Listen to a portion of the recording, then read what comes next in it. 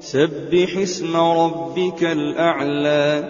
الذي خلق فسوى والذي قدر فهدى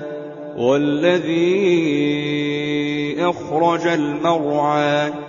فجعله غثاء أحوى سنقرئك فلا تنسى إلا ما شاء الله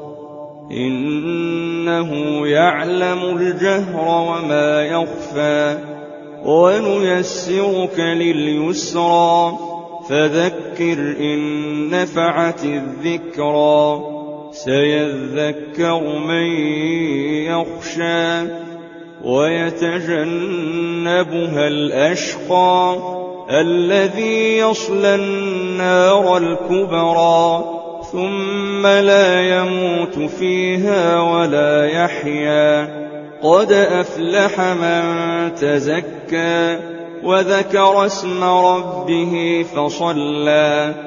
بل تؤثرون الحياة الدنيا والآخرة خير وأبقى إن هذا لفي الصحف الأولى صحف إبراهيم وموسى.